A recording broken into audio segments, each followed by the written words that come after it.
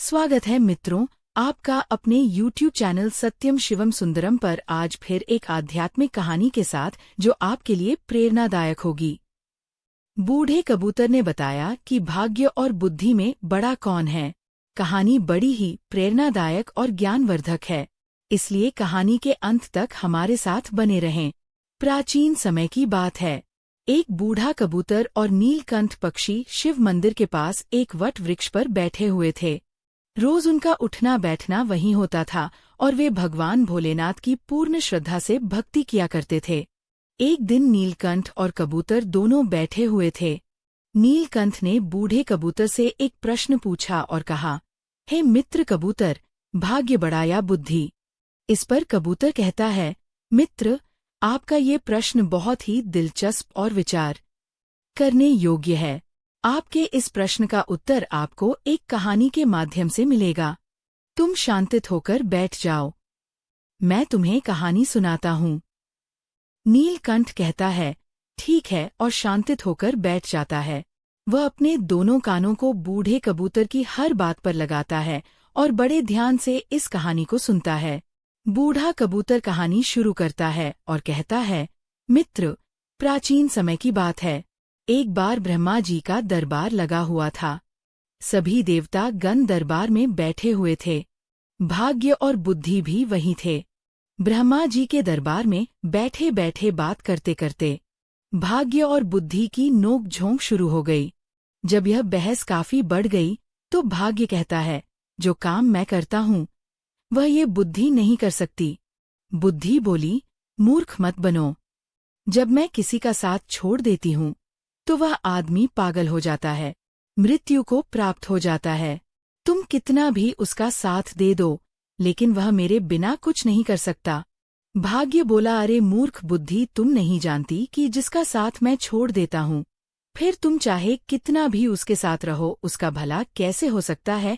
जब मैं यानी उसका भाग्य ही उसके साथ नहीं रहूंगा तो क्या वह कभी भाग्यवान या धनवान हो पाएगा? नहीं, ऐसा कदापि नहीं हो सकता। भगवान ब्रह्मा के दरबार में दोनों में ऐसे ही वाद विवाद बढ़ता गया। दोनों एक दूसरे से झगड़ने लगे। बुद्धि कहने लगी, मैं बड़ी हूँ और मैं ही श्रेष्ठ हूँ।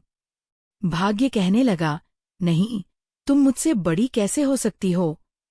मैं बड़ा हूँ और मैं ही श्रेष्ठ हूँ। तभी ब्रह्मदेव ने दोनों को बहस करते हुए देखा और मन ही मन सोचा, भाग्य और बुद्धि दोनों महान देवता हैं। यह दोनों इस दुनिया के शक्तिशाली और प्रभावशाली देव हैं और यह आपस में इस तरह झगड़ रहे हैं जो ठीक नहीं है। इनका फैसला तो मुझे ही करना होगा। ब्रह्मदेव ने बुद्धि और भाग्य से पूछा, तुम दोनों झगड़ क्यों रहे हो? भाग्य कहने लगा, ब्रह्मदेव, मैं जिस मनुष्य का साथ छोड़ देता हूँ वह मनुष्य क्या कर सकता है? वह तो अपना सारा जीवन गरीबी और दरिद्रता में गुजारता है। वह अपने जीवन में कभी भी खुश नहीं रह सकता। इतना सुनते ही बुद्धि बोल उठी, नहीं ब्रह्मदेव, भाग्य झूठ कह रहा है। जब मैं किसी का साथ छोड़ देती हूँ तो भाग्य चाहे उस मनुष्य का जितना भी साथ दे वह कुछ नहीं कर सकता। बुद्धिहीन मनुष्य तो मृतक के समान होता है। भगवान ब्रह्मा ने दोनों की बात ध्यान से सुनी।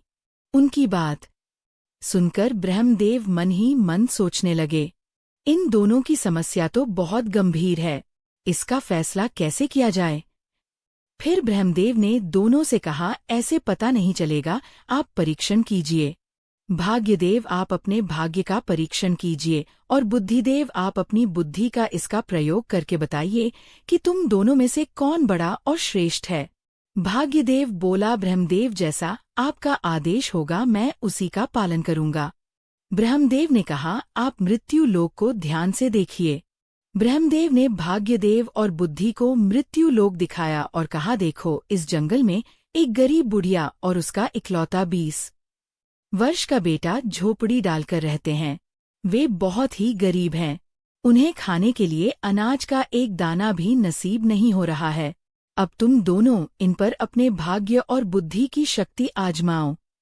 तुम दोनों में से जो भी इस गरीब बुढ़िया के बेटे को धनवान बना देगा या सम्राट बना देगा, वही तुम दोनों में से बड़ा और श्रेष्ठ माना जाएगा। ब्रह्मदेव की बात सुनकर भाग्यदेव कहने लगा, परमपिता, ये तो छोटी सी बात है। भाग्य की बात सुनकर बुद्धि बोली, ये छोटी सी बात कैसे हो सकती है? जब तक मैं उसका साथ नहीं दूंगी तुम इसे कभी राजा नहीं बना सकते, सम्राट नहीं बना सकते।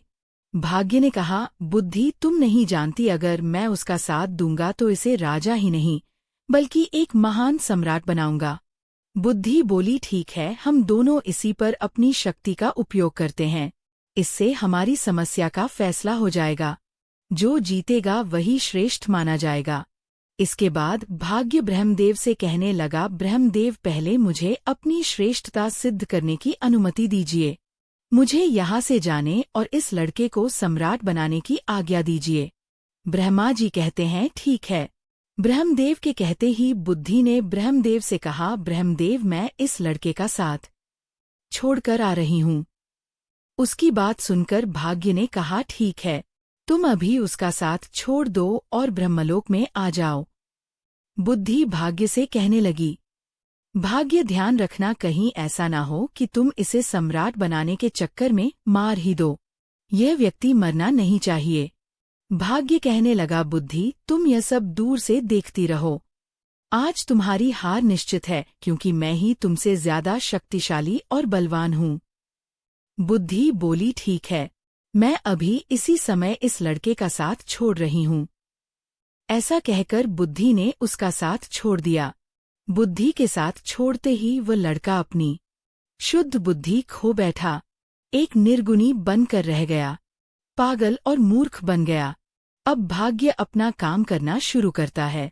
वह देखता है कि उस व्यक्ति के पास कुछ नहीं है। एक घास फूस की बनी हुई झोपड़ी है और केवल 3 बकरियां बंधी हुई हैं। लड़का उन बकरियों के खाने के लिए पेड़ पौधों की पत्तियां काट कर लाता है और उन्हें चराता है। वह पूरा दिन इसी में गुजार देता है। उसकी स्थिति देखकर भाग्य सोचता है, ना इसके पास पहनने के लिए अच्छे वस्त्र हैं, ना ही पैरों में पहनने के लिए जूते। अब मैं इसका साथ दे रहा हूँ और इसे राजा बनाकर रहूंगा। भाग्य ने पासा पलटा। जिस रास्ते से वह चरवाहा निकल रहा था, उसी रास्ते में भाग्य ने एक सुंदर सोने के जूतों की जोड़ी रख दी। लड़के का ध्यान उन जूतों पर गया, पर वह उन्हें पहचान नहीं पाया कि यह सोने के जूते हैं। उसे तो बस पैरों में पहनने के लिए जूते चाहिए थे, इसलिए उसने वे सोने के जूते पहन लिए और सोचने लगा, चलो जूते तो मिल गए, इससे मेरा बहुत समय का काम चल जाएगा।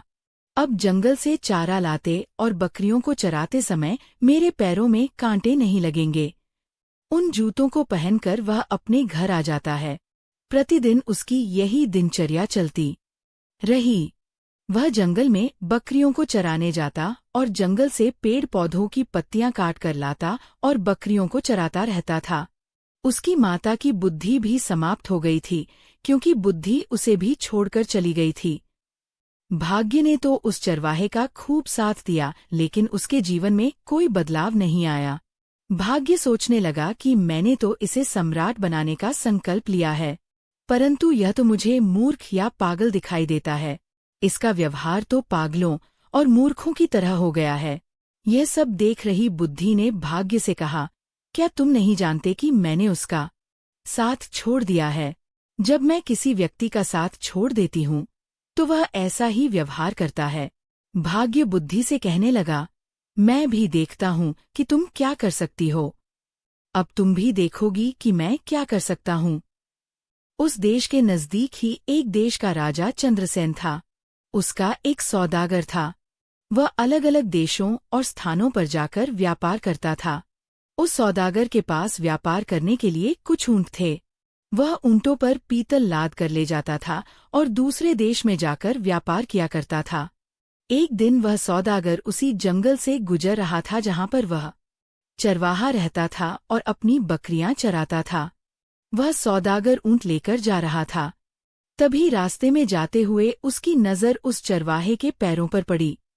सौदागर ने देखा कि इस चरवाहे के पैरों में तो सोने के जूते हैं और यह इनकी कोई कदर नहीं कर रहा है। इसे देखकर लगता है कि यह सोने के जूतों के बारे में तो शायद जानता भी नहीं है। सौदागर अपने ऊंट से नीचे उतरकर उस चरवाहे से पूछने लगा, भाई, तुम यह जूते कहाँ से लाए हो? उस चरवाहे ने उस सौदागर को बताया यह जूते मुझे इस जंगल में रास्ते पर पड़े हुए मिले थे। सौदागर ने उस चरवाहे से पूछा, क्या तुम इन जूतों को बेचना चाहोगे?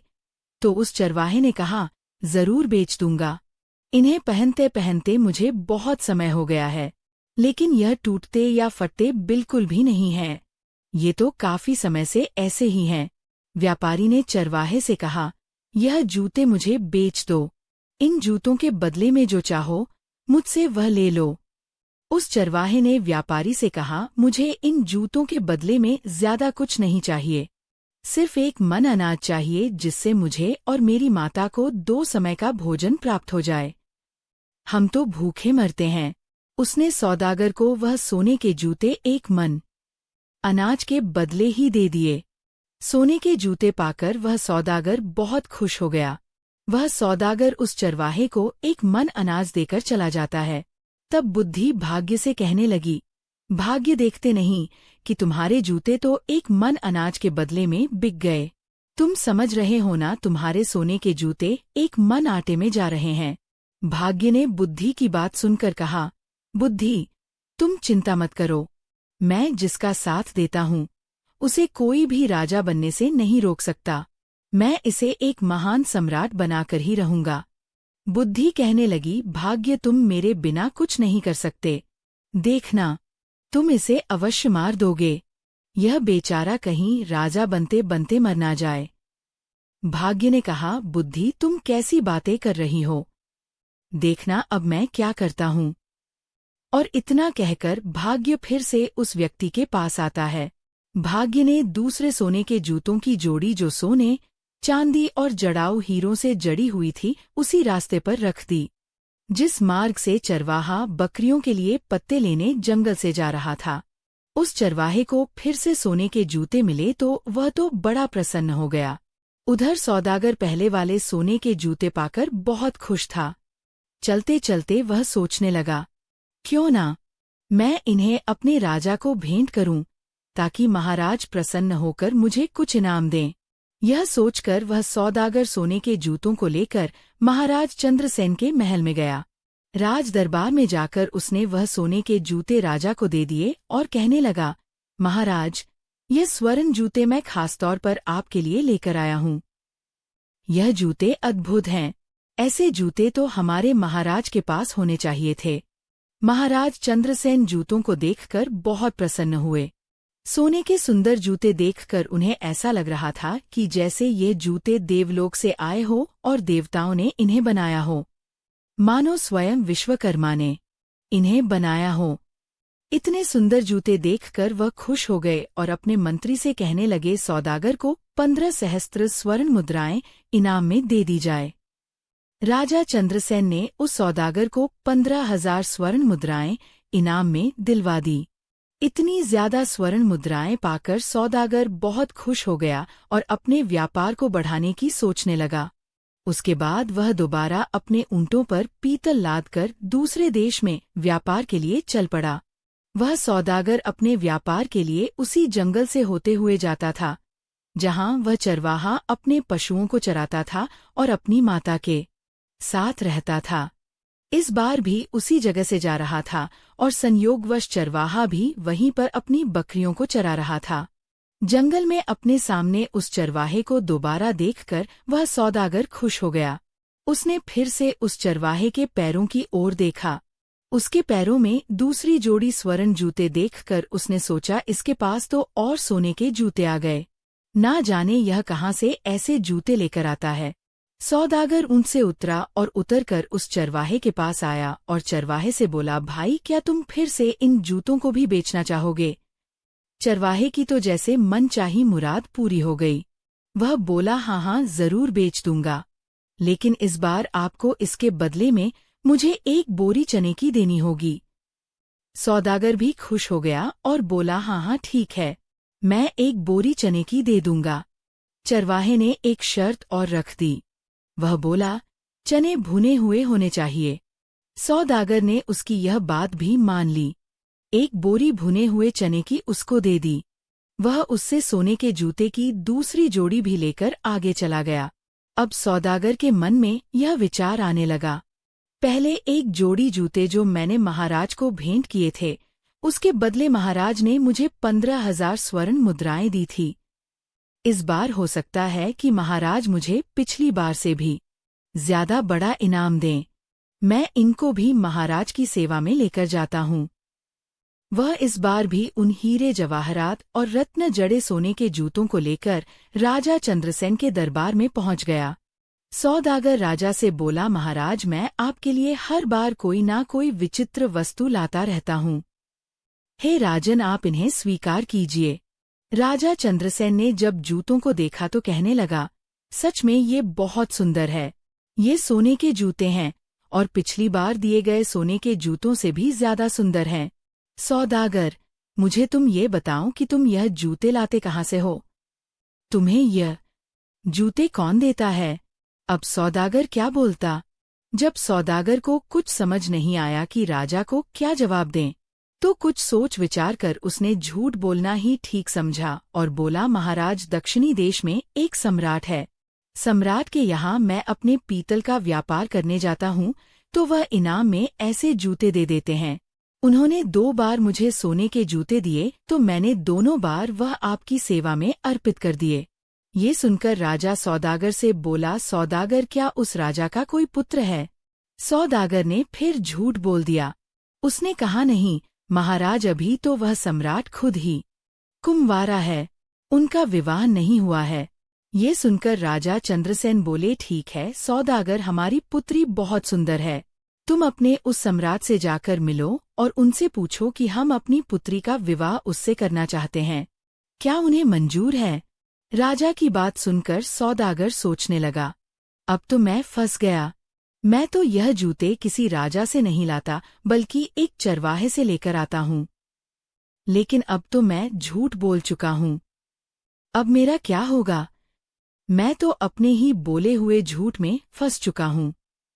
राजा ने सौदागर को आदेश दिया, सौदागर, उस राजा के पास जाओ और किसी भी तरह उन्हें तैयार करके आओ कि वह हमारी पुत्री से विवाह करें। अब तो सौदागर और चिंता में पड़ गया। वह राज दरबार से वापस आ गया। अपने घर जाकर उसने दोबारा अपने ऊंटों पर पीतल लादा और व्यापार करने चल पड़ा। जब वह दोबारा जंगल में पहुंचा तो सोचने लगा, अगर मुझे यहाँ वह चरवाहा नहीं मिलता तो मुझे सोने के जूते नहीं मिलते और वे जूते मैं राजा को नहीं देता। आखिरकार झूठ बोलकर मैं राजा के क्रोध का शिकार नहीं बनता। इस चरवाहे ने मुझे भी राजा के क्रोध का शिकार बना दिया। यदि चरवाहा मुझे ना मिलता तो मैं इस धर्म संकट में नहीं फंसता। इस चरवाहे ने तो मुझे बुरी तरह खसा दिया है। सोचते वह सौदागर उस चरवाहे की झोपड़ी पर जा पहुंचा। चरवाहा अपनी झोपड़ी पर सौदागर को आया देखकर बहुत खुश हो गया, क्योंकि वही सौदागर उसके खाने पीने की व्यवस्था करता था। कभी उसे अनाज देता था, कभी चने। उसका गुजारा जूते बेचकर इसी सौदागर से पूरा होता था। इसलिए चरवाहा उससे बहुत खुश था। वह बोला, सौदागर, आइए, आपका स्वागत है। सौदागर वहीं उसके घर पर ही रुक गया। उसने अपने ऊंटों से पीतल उतारकर एक तरफ रख दिया और फिर चरवाहे से बातें करने लग पड़ा। इस समय भाग्य उस चरवाहे का साथ दे रहा था।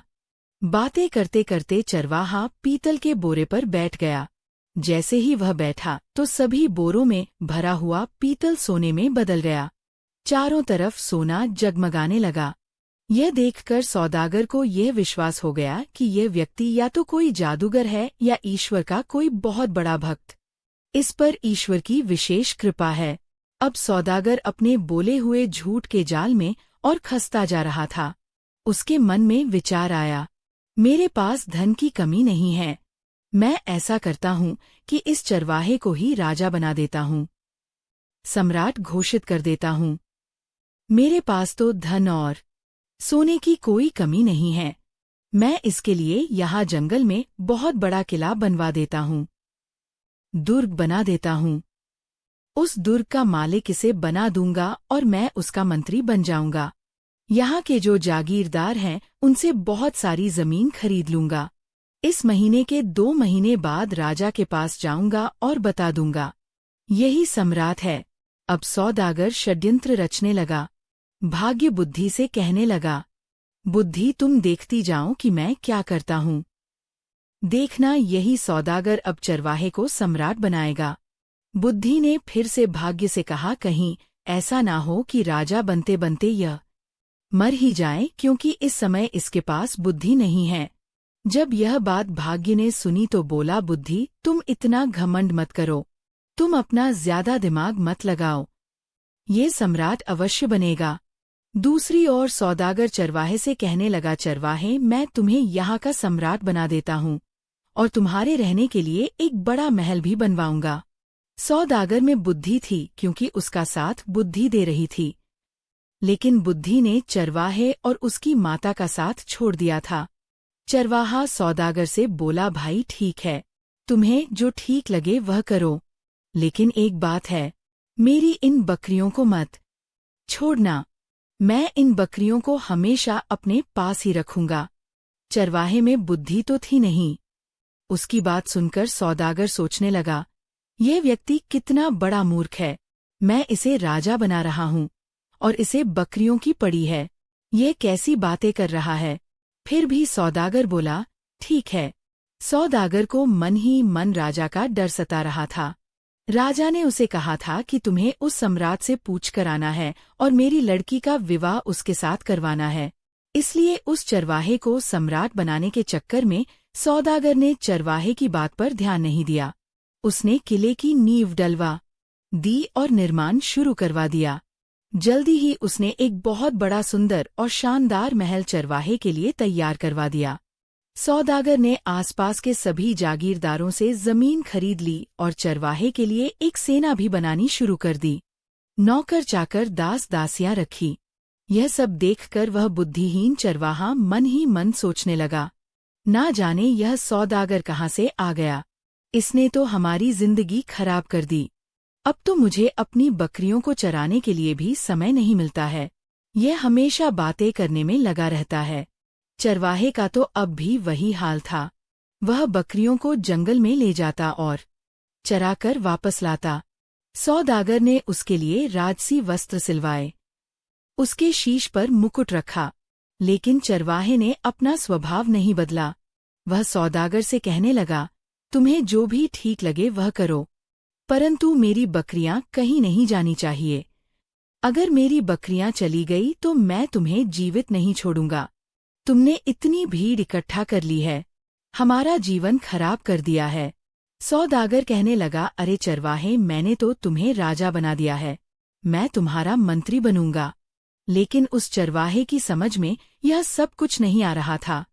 दोस्तों, अब भाग्य बुद्धि से कहने लगा, बुद्धि देखो, मैंने इस चरवाहे को राजा बना दिया है, अब यह एक किले का मालिक बन चुका है। बुद्धि कहने लगी, अरे भाग्य, तुम क्यों झूठ बोल रहे हो? यहाँ बैठे हुए समस्त देवता इस बात का फैसला करेंगे कि तुमने इसे राजा बना दिया या नहीं, या यह अब भी वही चरवाहा है। दोस्तों, अब ब्रह्मदेव कहने लगे कि भाग्य, इस चरवाहे में तो अभी तक कोई परिवर्तन नहीं हुआ है, यह तो अब भी वही चरवाहा है, अभी तुम जीते नहीं हो। अब तो बुद्धि बोलने लगी कि ब्रह्मदेव, ऐसा होगा ही नहीं, क्योंकि जब तक मैं चरवाहे का साथ नहीं दूंगी तब तक चरवाहा राजा तो बनेगा ही नहीं, बल्कि उसके प्राण भी संकट में आ जाएंगे। यह मूर्खता करेगा और मारा जाएगा।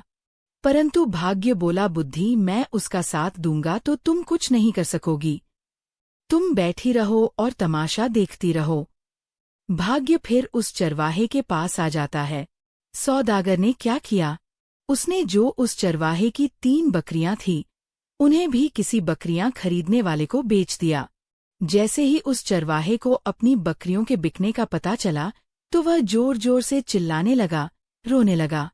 जब उसके सैनिकों ने, दरबारियों ने और अन्य लोगों ने देखा कि राजा तो ऐसा कर रहा है तो उन्हें लगा कि शायद राजा पागल हो गया है। अब सौदागर ने उस चरवाहे को समझाया कि तुम ऐसा क्यों कर रहे हो, तुम ऐसी मूर्खता क्यों कर रहे हो, ये तो 3 बकरियां थी, मैं तुम्हें ऐसी बहुत सी बकरियां दिलवा दूंगा।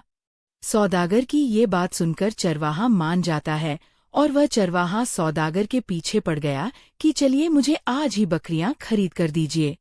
सौदागर उस चरवाहे से कहने लगा, देखो भाई, अब तुम सम्राट बन गए हो, राजा बन गए हो। तुम ऐसी छोटी छोटी बातें क्यों करते हो? बच्चों जैसी बातें मत करो। मैं तो तुम्हारा विवाह करवाऊंगा। अपनी माता से पूछो। हमारे यहाँ के राजा चंद्रसेन, उनकी पुत्री बहुत ही सुंदर है, उनसे तुम्हारी शादी करवाऊंगा।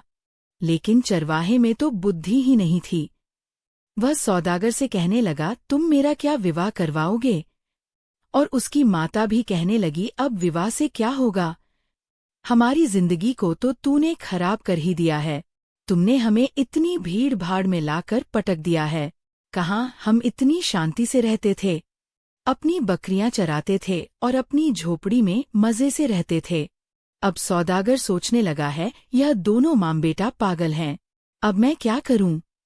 ऊपर से उसे महाराज चंद्रसेन का डर सता रहा था। उसके मन में यही विचार आ रहा था कि इनकी सहायता तो मुझे करनी ही पड़ेगी। तक 6 महीने का समय पूरा हो गया। अब सौदागर अपने देश में महाराज चंद्रसेन के पास पहुंचा। महाराजा से कहने लगा कि महाराज, अब आप अपने नाई और पंडित को भेज दीजिए।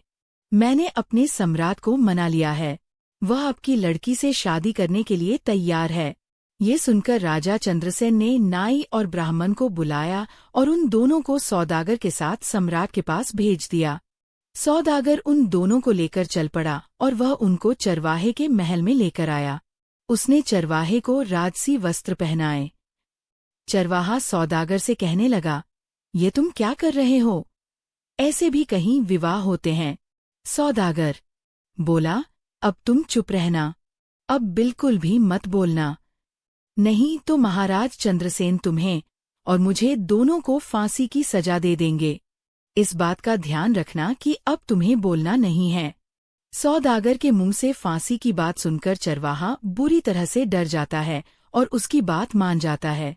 राजा के नाई और ब्राह्मण उसकी सगाई कर देते हैं और शुभ मुहूर्त देखकर विवाह का दिन तय करके उसे बोल देते हैं कि आपको इस दिन बारात लेकर महल में आना है। इसके बाद नाई और ब्राह्मण वापस अपने देश को लौट जाते हैं। उनके महल में पहुंचने के बाद राजा ने उनसे पूछा कि सम्राट कैसा है? नाई और ब्राह्मण बोले, महाराज, उसके पास तो किसी चीज की कमी नहीं है, बहुत सारा सोना है, खजाने भरे पड़े हैं, वह तो बहुत ही महान राजा दिखाई पड़ता है। बात सुनकर राजा चंद्रसेन भी बड़े प्रसन्न हुए। अब तो राजा चंद्रसेन ने भी शादी की तैयारी शुरू कर दी। धीरे धीरे समय बीतता गया और विवाह का शुभ दिन नजदीक आ पहुंचा। विवाह के दिन सौदागर ने चरवाहे को खूब सजाया, दूल्हा बनाया और एक सुंदर रथ में बिठाकर उसकी बारात लेकर चल पड़ा। इधर सौदागर चरवाहे को शादी के लिए लेकर जा रहा था। उधर भाग्य बुद्धि से कहने लगा, देखो बुद्धि, अब मैं चरवाहे का विवाह भी राजा की पुत्री से करवा रहा हूँ। बुद्धि मुस्कुराकर बोली, भाग्य, बस देखते जाओ, तुमने अभी इसकी मृत्यु का षड्यंत्र रच दिया है। तुम्हें भी पछतावा होगा कि तुमने यह क्या कर दिया है। यह चरवाहा भी तुम्हारे जाल में फंस चुका है। तुम तो इसे राजा बनाने की बात कर रहे हो। देखते जाओ, तुम्हारे कारण अब यह चरवाहा अपने प्राण खो देगा। भाग्य बोला, बुद्धि, जब मैं उसका साथ दे रहा हूँ तो तुम क्यों परेशान हो रही हो? बस तुम देखती रहो कि मैं क्या करता हूँ। कुछ दिन का सफर तय करने के बाद चरवाहे की बारात राजा चंद्रसेन के यहाँ पहुंच जाती है। जब राजा ने देखा कि बारात पहुंच चुकी है तो अपने मंत्रियों के साथ ढेर सारे उपहार लेकर बारात का स्वागत करने के लिए नगर के द्वार की ओर चल पड़ा।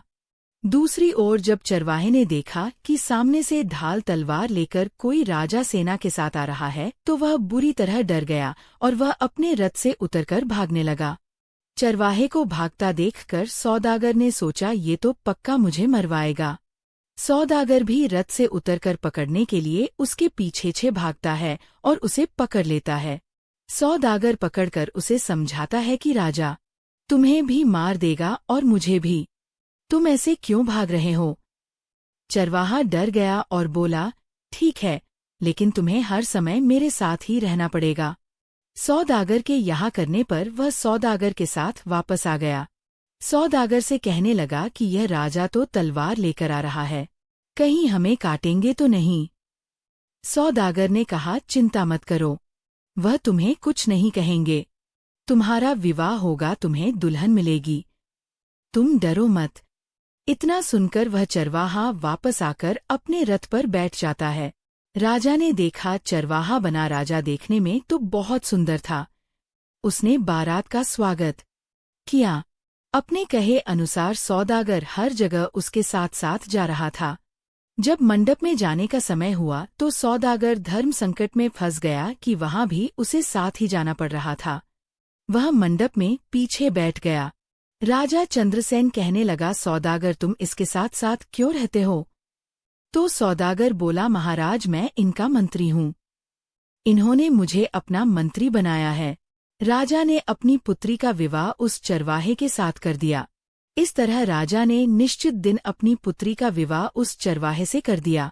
शादी हो जाने के बाद राजा ने दामाद को महल का ही एक भाग दे दिया। राजा का कोई पुत्र नहीं था तथा वह दामाद को अपने पास ही रखना चाहता था ताकि राज सिंहासन बाद में उसे सौंप सके। अब सौदागर को रहने के लिए अलग स्थान दे दिया गया। सौदागर मन ही मन घबरा रहा था कि कहीं चरवाहा भेद न खोल दे। चरवाहा बहुत प्रसन्न था। यह देखकर बुद्धि मुस्कुराई तो भाग्य बोला, देखती रहो, मैंने इसका विवाह राजा की पुत्री के साथ करवा दिया है। अब यह चरवाहा सम्राट बनने ही वाला है। भाग्य की ये बात सुनकर बुद्धि कहने लगी, अरे भाग्य तुम क्यों बेवकूफ बन रहे हो? तुम जानते हो कि उसे कुछ पता ही नहीं है कि राजा क्या होता है, विवाह क्या होता है। वह तो कुछ जानता ही नहीं है। उसकी तो मृत्यु निकट आ गई है। वह तो मरने वाला है। भाग्य कहता है, यह तुम क्या कह रही हो? बुद्धि बोली, मैं सच कह रही हूँ। मैंने जब इसका साथ छोड़ा था ये तो उसी समय मर गया था, क्योंकि बुद्धिहीन व्यक्ति तो वैसे ही मृतक के समान होता है। अब यह बेचारा मारा जाएगा। तुम तो बस इसे बचाने की कोशिश करो। अब यह मरने वाला है, आप इसे बचाइए। भाग्य बोला, ये मरेगा क्यों? इसकी शादी हो गई है। अब यह आराम से वहां पर रहेगा और फिर सम्राट बनेगा। राज परिवार की परंपरा के अनुसार राजकुमारी वधू के वेश में सज संवर कर खाना लेकर रात को अपने पति के कक्ष में गई। चरवाहे ने इतनी सुंदरता से सजी और आभूषणों से लदी कन्या सपनों में भी नहीं देखी थी। वह डर गया। उस बुद्धिहीन चरवाहे को बचपन में अपनी दादी की सुनाई हुई कहानी याद आ गई, जिसमें एक राक्षसी सुंदरी का भेष बनाकर गहनों से सजी धजी एक पुरुष को खा जाती है। उसके मन में विचार आया, यह कोई राक्षसी तो नहीं है जो उसे खाने के लिए आई है। उसने बचपन में सुन रखा था कि राक्षसी सुंदर रूप धारण करके आदमियों का खून पी लेती है और उन्हें मार डालती है। उसने सोचा, राक्षसी के हाथ पड़ने से तो अच्छा है कि मैं यहाँ से भाग जाऊं। यही सोचकर वह उठा और राजकुमारी को धक्का देकर गिराता हुआ चिल्लाता हुआ कमरे से निकल भागा। भागता भागता वह सीधे नदी के किनारे पहुंचा और पानी में कूद गया। जब उसे पानी में भी अपनी मृत्यु दिखाई दी तो वह पानी से निकला और नदी के एक किनारे पर बैठ गया। राजकुमारी के अपमान की बात सुनकर राजा आग अबूला हो गया। राजा ने अपने सैनिकों को जल्दी से चरवाहे को ढूंढ लाने के लिए भेजा। राजा के सैनिकों ने उसे एक नदी के किनारे पर बैठा देख लिया। वे उसे पकड़कर राजा के पास ले आए। उसे देखकर राजा को क्रोध आ गया। उसने चरवाहे को कठोर दंड देने का निश्चय किया। राजा ने आदेश जारी कर दिया कि अगली सुबह उसे मृत्युदंड दिया जाएगा। इसे कारागार में डाल दो। ये सब भाग्य अपनी आंखों से देखते हुए अपना माथा ठोक रहे थे और सोच रहे थे, ये तो बिल्कुल मूर्ख निकला। मूर्ख ने मेरी सारी योजना ही चौपट कर दी। तभी बुद्धि मुस्कुराते हुए उनके पास आई। बुद्धि ने भाग्य से कहा, आखिर तुम हार ही गए। देख लिया तुमने, तुम्हारे लाख राजा बनाने से भी वह राजा बन ना सका। अब इस आदमी को सजा होने जा रही है। बुद्धि ने भाग्य से कहा, देखा भाग्य, बुद्धि के बिना वह मारा जाने वाला है। बोलो क्या कहते हो? निराश होकर भाग्य बोला, अगर तुम इस आदमी को बचा लो तो मैं हार मान लूंगा। बुद्धि ने हंसकर कहा, तो ठीक है, अब मेरा कमाल देखो। देखो मैं इसे कैसे बचाती हूँ। इतना कहकर बुद्धि ने चरवाहे में प्रवेश किया। जैसे ही बुद्धि ने चरवाहे में प्रवेश किया, चरवाहा अपने बचाव की नई नई तरकीबें सोचने लगा। दूसरे दिन जब चरवाहे को मृत्युदंड के लिए राजा के सामने पेश किया गया तो चरवाहा बोला, महाराज, आप मेरे ससुर हैं। क्या मैं आपसे पूछ सकता हूँ कि आप किस अपराध में मुझे मृत्युदंड देने चले हैं? राजा बोला, तुमने मेरी पुत्री का तिरस्कार करके मेरा घोर अपमान किया है, इसका तुम्हें दंड दिया जाएगा। तब चरवाहा बोला, राजन, मेरे कुल में मान्यता है कि विवाह के पश्चात पहली रात को यदि वरवधू की जानकारी में कोई व्यक्ति नदी में डूब मरे तो वधू विधवा हो जाती है या संतानहीन रह जाती है। जब आपकी पुत्री कमरे में आई तभी नदी की ओर से बचाओ बचाओ चिल्लाने की आवाज मेरे कानों में पड़ी। मैं अपने आप को रोक ना सका और तुरंत उठकर डूबने वाले को बचाने के लिए नदी पर चला गया था। अगर यह मेरा दोष है तो आप मुझे अवश्य दंड दें। चरवाहे की बात सुनकर राजा बहुत प्रसन्न हुआ और उठकर चरवाहे को गले से लगा लिया। वह बोला, हमारे बाद तुम ही इस देश के राजा बनोगे। पिता पुत्री ने लज्जित होकर अपने असभ्य व्यवहार के लिए माफी मांगी और फिर तीनों खुशी खुशी महल के अंदर चले गए। उधर ब्रह्मा के दरबार में बुद्धि और भाग्य का फैसला हो चुका था। समस्त देवता बुद्धि की जय जयकार करने में लगे थे। वे कहने लगे, भाग्य तुम कुछ नहीं कर सकते, जिसका साथ बुद्धि नहीं देगी वह कुछ नहीं कर सकता। बुद्धि ने मुस्कुराकर भाग्य की ओर देखा। भाग्य ने हंसकर कहा, मैं अपनी हार मानता हूँ, तुम वास्तव में मुझसे बड़ी हो। साथियों, इस तरह नीलकंठ को भी अपने प्रश्न का उत्तर मिल चुका था और उसके बाद बूढ़ा कबूतर और नीलकंठ भोजन की तलाश में जंगल की ओर निकल गए। दोस्तों, उम्मीद है आपको कहानी अच्छी लगी होगी। कहानी पसंद आई हो तो वीडियो को लाइक करके चैनल को सब्सक्राइब कर लेना, साथ में बेल आइकन भी दबा देना। मिलती हूँ आपको एक और धार्मिक कहानी के साथ। धन्यवाद। जय श्री कृष्णा।